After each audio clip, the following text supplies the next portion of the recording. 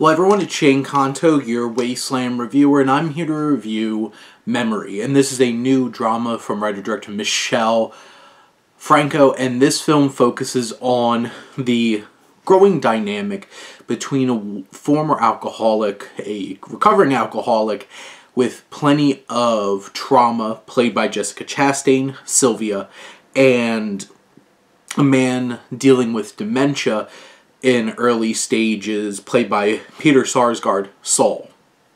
And this film, at the core of it, really is about this dynamic of Sylvia and Saul as they develop this unique connection once Sylvia is hired to be like a watcher. She works with adults who need supervision. She's not a nurse or anything like that, but she spends that time and making sure that, especially in Saul's case, that he doesn't wander off, he doesn't hurt himself. And we see this connection build between the two of them over the course of this film as they find empathy with each other. They find connection and closeness and physical relief with each other. And I think that's what's so impressive about this film. And Franco focuses so much on the quieter moments of seeing Chastain sitting there in silence, disconnected from others in the room because she doesn't feel like she has anybody who can connect with her in that way, and she feels alienated. She goes to her AA meetings. She struggles with her daughter.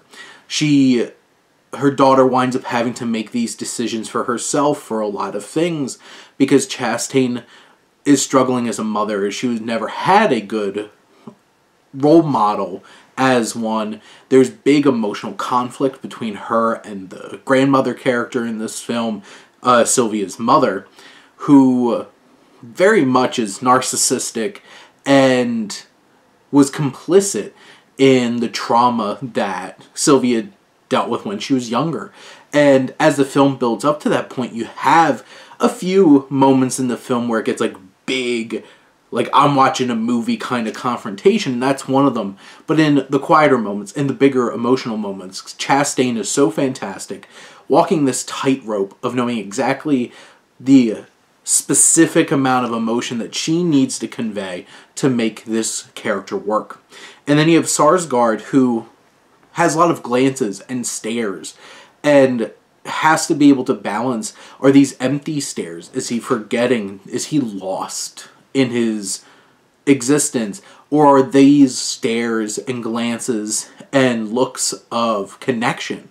And Sarsgaard's able to sell all of them. The cast of this film is fantastic, whether it's the two leads or the supporting cast. There are a few characters, especially Isaac, Saul's brother, who feel like they're smoothed out, simplified to make this move better as a film, as he's painted more as an antagonistic character instead of somebody who, which he honestly seems to be, somebody worried about his brother and worried about the troubles that might happen, because Sylvia has a lot of baggage. Saul has a lot of baggage. And I appreciate the film is aware enough to show us exactly what it needs to in terms of how their relationship, how their dynamic grows and where it gets to. There's no big like soppy moments of like, you're my soulmate forever. It's about the closeness, the comfort that they find in each other.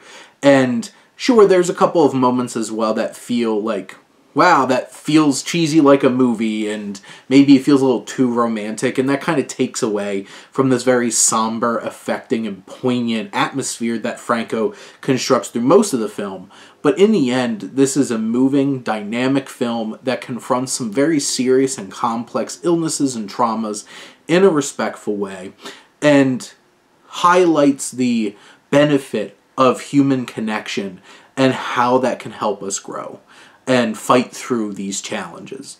But those are my thoughts on Memory. Let me know what you think, and let's talk some movies. But thank you as always for tuning in and supporting your Wasteland reviewer.